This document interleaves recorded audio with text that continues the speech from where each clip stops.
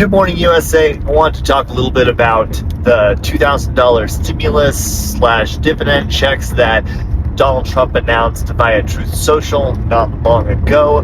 There's been quite a bit of reporting on this. Scott Bessent, the Treasury Secretary, even chimed in, suggesting that perhaps these stimulus checks or dividends could come in a lot of different forms. And perhaps they've already been announced, right? Maybe they're just the savings that will be coming in the tax bill, the big beautiful bill that was passed, which will come in the form of no tax on tips or overtime, certainly some other subsidies for lower and middle income individuals. With such a great amount of currency debasement, already people are struggling.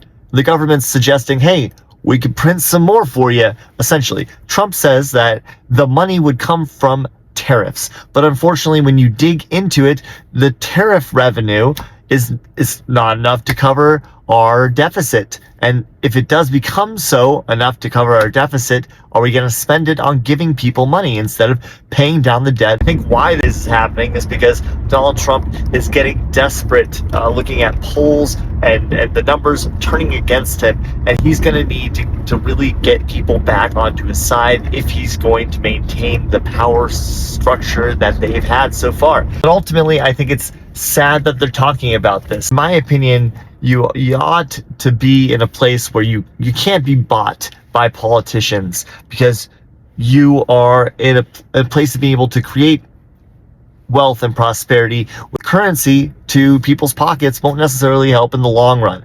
It'll help in the short term, and it's sad that politicians on both aisles want to use stimulus, right? I mean, it's certainly the case that the American people could use the money, so I guess one could argue that it's not necessarily just to get people to like them, but because the government understands people need it really badly. But is that better? This government has led us here, whether it was Trump's government or Biden's government or the combination of both, and most of those people are still in power, right? I wonder what a world would be like if politicians couldn't spend more than they took in tax revenue.